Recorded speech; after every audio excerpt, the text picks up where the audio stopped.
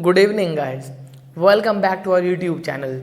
Guys, आज की हमारी क्लास इकोनॉमिक्स के बारे में है।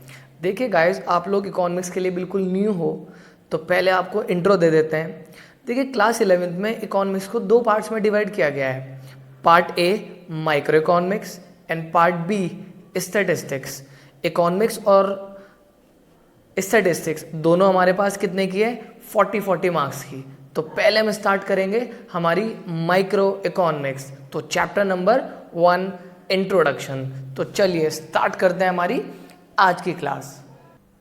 सो गाइज, फर्स्ट चैप्टर में हम लोग पढ़ेंगे about economics. So guys, economics पढ़ने से पहले हमें ये जानना पड़ेगा इकोनॉमी क्या होती है, क्योंकि जब तक इकोनॉमी का मतलब नहीं पता होगा हम इकोनॉमिक्स नहीं समझ सकते। तो चलिए स्टार्ट करते हैं economy.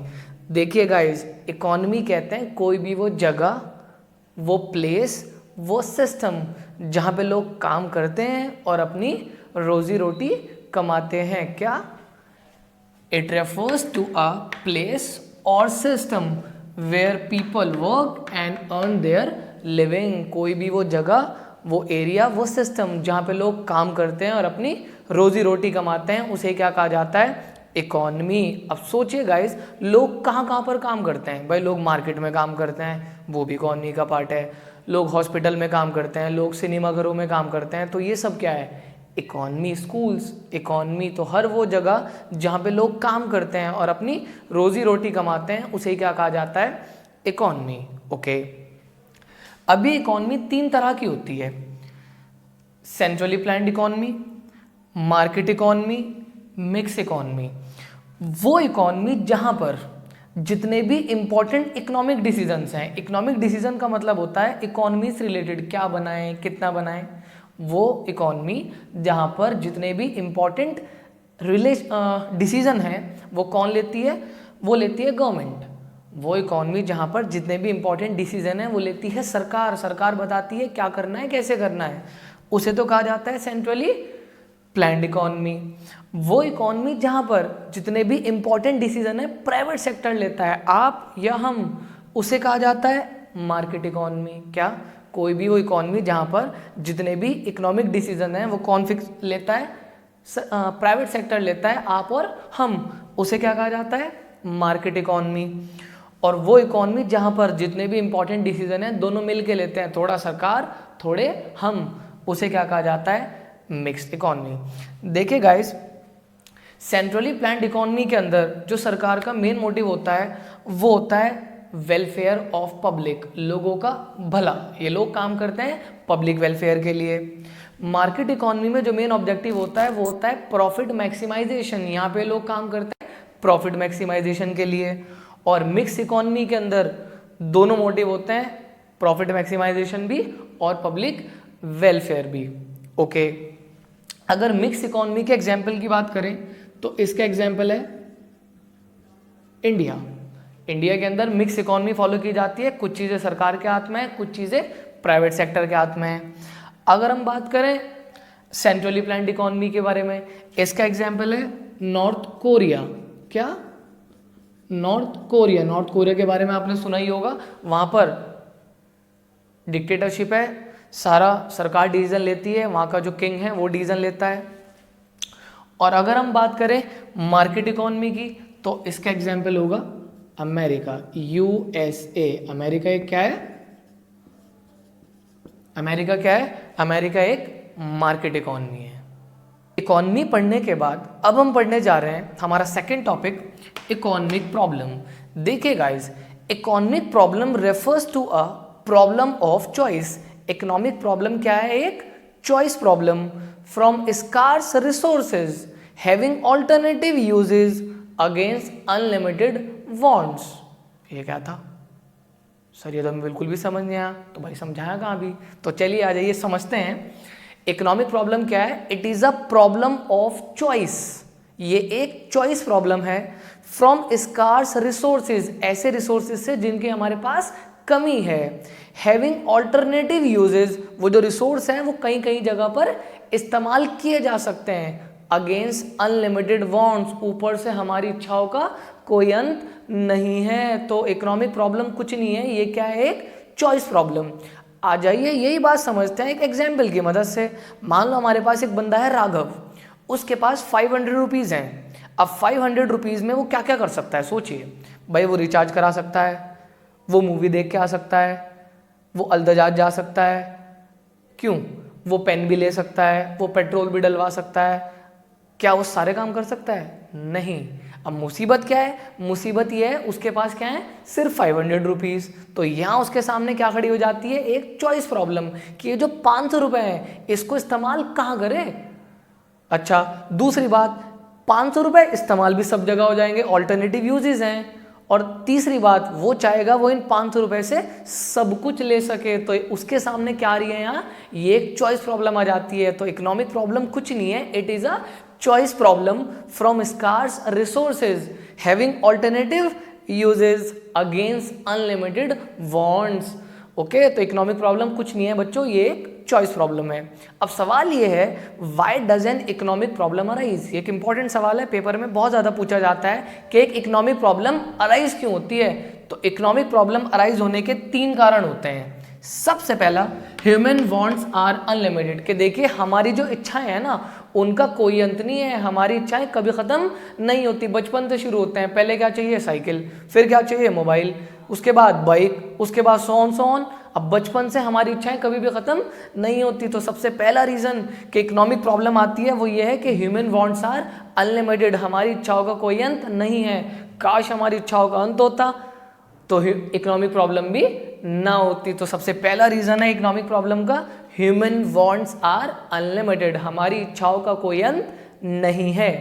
Second, scarcity of resources. देखिए गाइस, स्कार्सिटी का मतलब होता है जब हमारी वांट्स तो होती हैं ज़्यादा और जो रिसोर्सेज पूरी करते हैं ना हमारी वांट्स को, वो पड़ जाते हैं कम। तो दूसरा रीज़न इकोनॉमिक प्रॉब्लम का वो है कि जो हमारे पास रिसोर्सेज हैं वो क्या है, कम। अब सोचिए, मान लो होता हमारे पास पैसों का पेड़, फिर तो ना पढ़ रहे होते ना मैं पढ़ा रहा होता, तो कोई इकोनॉमिक प्रॉब्लम ना होती है। अब हमारे पास क्या है, हमारे पास स्कार्सिटी है। मुंबई जाइए पानी की कमी, राजस्थान जाओ पानी की कमी, तो सब जगह कहीं ना कहीं पर स्कार्सिटी ज़रूर है। इसीलिए क्या होता है, इसीलिए इकोनॉमिक प्रॉब्लम अराइज होती है। तो दूसरा रीज़न है इकोनॉमिक प्रॉब्लम का, स्कार्सिटी ऑफ रिसोर्सेज। तो हमने 2 रीज़न पढ़ लिए इकोनॉमिक प्रॉब्लम के। सबसे पहला, ह्यूमन वांट्स आर अनलिमिटेड, हमारी इच्छाओं का कोई अंत नहीं है। और सेकंड, स्कार्सिटी ऑफ रिसोर्सेज, हमारे पास जो रिसोर्सेज हैं वो लिमिटेड हैं, उनकी हमारे पास कमी है।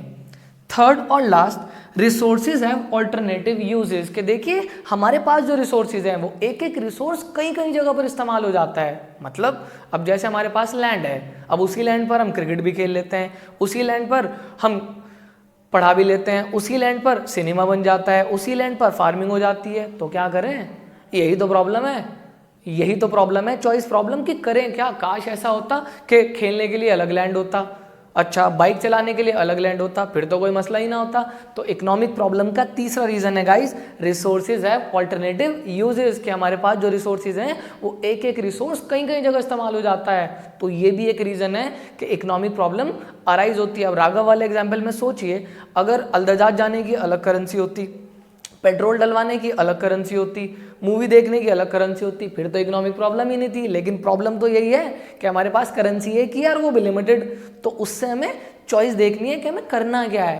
ओके, अब गाइस एक सवाल बहुत पूछा जाता है कि क्या चॉइस और स्कार्सिटी एक दूसरे के कॉम्प्लीमेंट्री हैं। कॉम्प्लीमेंट्री मतलब एक दूसरे के साथ ही अराइज होते हैं, कि अगर स्कार्सिटी नहीं होगी तो क्या चॉइस प्रॉब्लम भी नहीं होगी, हाँ या ना। तो गाइस जवाब है yes, scarcity and choice are complementary to each other, ये दोनों एक दूसरे के साथ ही एग्जिस्ट करते हैं। क्यों, क्योंकि अगर स्कार्सिटी नहीं होगी तो चॉइस प्रॉब्लम भी नहीं होगी। चॉइस प्रॉब्लम तभी अराइज होती है जब हमारे पास जो रिसोर्सेज होते हैं वो क्या होते हैं, स्कार्स। तो हमने क्या पढ़ा, हमने इकोनॉमिक प्रॉब्लम पढ़ लिया, हमने उसके कॉजेज भी पढ़ लिए, और हमने एक इंपॉर्टेंट सवाल पढ़ लिया कि स्कार्सिटी और चॉइस एक दूसरे के को एग्जिस्ट करते हैं, एक दूसरे के साथ ही एग्जिस्ट करते हैं, बिना एक के दूसरा एग्जिस्ट नहीं करेगा।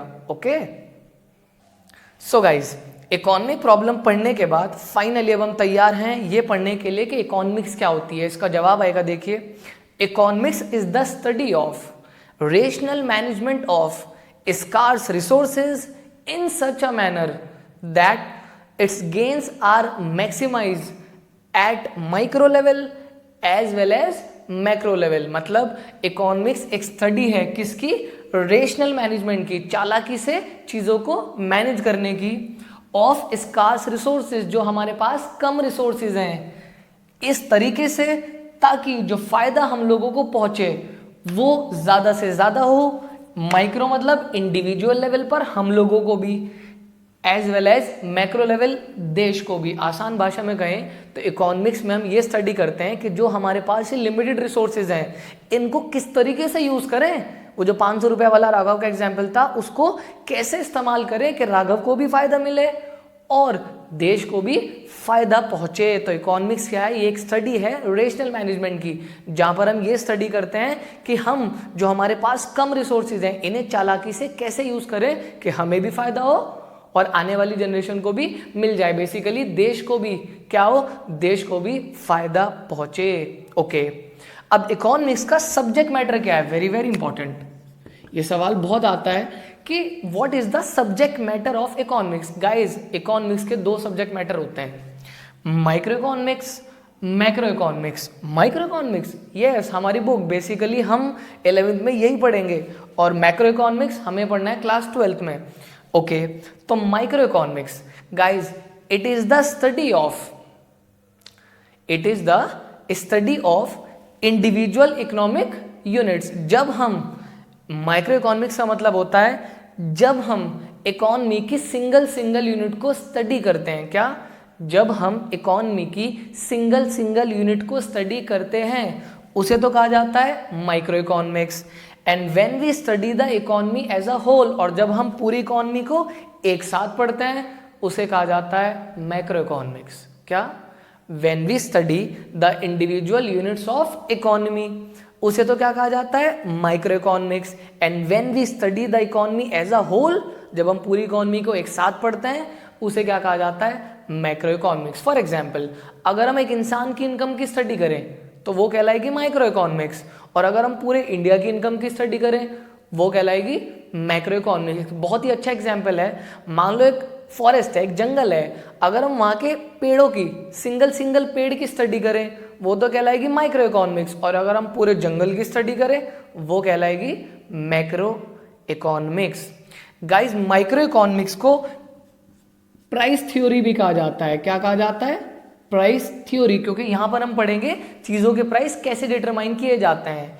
और मैक्रो इकोनॉमिक्स को theory of income and employment भी कहा जाता है। ओके, यहां पर भी हमारी जो चॉइस प्रॉब्लम है वो डिस्कस होती है लेकिन इंडिविजुअल लेवल पे, और यहां पर भी जो हमारी चॉइस प्रॉब्लम है वो डिस्कस होती है लेकिन मैक्रो लेवल पर, पूरे देश की। ओके, सो गाइज, हमारा आज का लास्ट टॉपिक है एक बहुत ही इंपॉर्टेंट टॉपिक, बहुत ज़्यादा पूछा जाता है एग्जाम्स में। तो चलिए स्टार्ट करते हैं। Difference between micro economics and macro economics. हम ये भी कह सकते हैं difference between subject matter of economics. तो चलिए स्टार्ट करते हैं। सबसे पहला मीनिंग के देखिए, it is the branch of economics. Microeconomics क्या है? ये वो ब्रांच है इकोनॉमिक्स की in which we study individual economic units, जहां पर हम क्या पढ़ते हैं? सिंगल यूनिट्स को स्टडी करते हैं।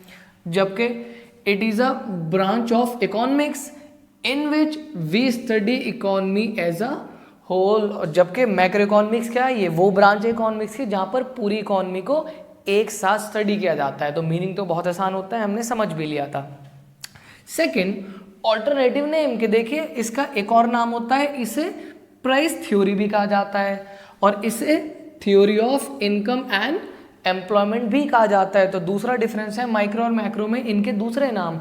माइक्रो इकोनॉमिक्स को प्राइस थ्योरी भी कहा जाता है और मैक्रो इकोनॉमिक्स को theory of income and employment भी कहा जाता है। ओके, तो हमने दो डिफरेंस पढ़े, वो ब्रांच इकोनॉमिक्स की जहां पर हम सिंगल यूनिट को स्टडी करते हैं माइक्रो इकोनॉमिक्स, वो ब्रांच इकोनॉमिक्स की जहां पर हम पूरी इकोनॉमी को एज अ होल पढ़ते हैं।